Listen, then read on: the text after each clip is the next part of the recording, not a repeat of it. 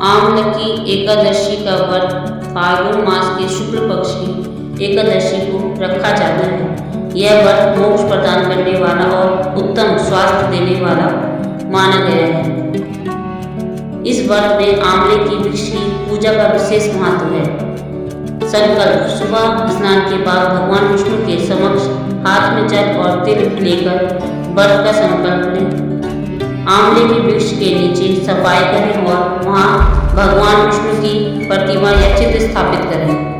वृक्ष को जल अर्पित करें। इसके बाद रोली, अक्षत, पुष्प और धूप दीप से पूजन करें। आंवले के पेड़ को दूध और जल का अर्घ्य दें।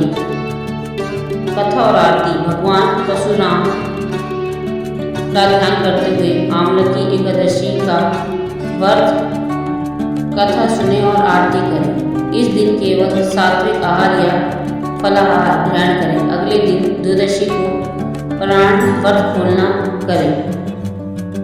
व्रत के लाभ: शास्त्रों के अनुसार इस व्रत को करने से जाने अनजाने में हुए पाप नष्ट हो जाते हैं। यह एकादशी भगवान विष्णु को अत्यंत प्रिय है, जो साधक को जन्म मरण के बंधन से मुक्त कराने में सहायक होती है। चूँकि आंवला आयुर्वेद में अमृत माना गया है, इस दिन इसका सेवन और स्पर्श स्वास्थ्य के लिए शुभ माना जाता है। घर में सुख, समृद्धि और शांति का वास होता है। व्रत में क्या नहीं करना चाहिए? हानि: शास्त्रों के अनुसार व्रत में कुछ गलतियां करने से उसका पुण्य फल समाप्त हो जाता है और मानसिक अशांति हो सकती है। एकादशी के दिन चावल का सेवन वर्जित है। व्रत के दौरान किसी की बुराई न करें और क्रोध से बचें, अन्यथा आध्यात्मिक ऊर्जा का नाश होता है। भोजन: लहसुन, प्याज या मांस मदिरा का भोजन का सेवन न करें। शरीर और मन की शुद्धि बनाए रखें। बिना स्नान किए पूजा न करें। ज्योतिष शास्त्रों के अनुसार आंवला शुक्र और चंद्रमा को बलवान बनाता है। यदि आपकी कुंडली में ग्रह कमजोर है तो आंवले की वृक्ष की सेवा करने से मानसिक शांति और वैभव प्राप्त होता है। वैदिक ज्योतिष और शास्त्रों के अनुसार आंवला की एकादशी की यह कथा अत्यंत प्रभावशाली है। जैसा कि आपने चाहा था, मैं आपको यह कथा पूरे श्रद्धा भाव के साथ सुना रही हूँ। प्राचीन काल में राजा चित्रसेन का राज था। वह अत्यंत धर्मात्मा और विष्णु भक्त थे। उनके राज्य में प्रजा सुखी थी, लेकिन नियति ने उनके लिए कुछ और ही लिख रखा था। एक बार राजा शिकार खेलते हुए घने जंगल में बहुत दूर निकल गए। वह रास्ता भटक गए और तभी डाकुओं के एक हिंसक समूह ने उन्हें चारों ओर से घेर लिया। डाकू उन पर अस्त्र शस्त्रों से प्रहार करने लगे, लेकिन यहाँ एक अद्भुत रहस्य घटित हुआ।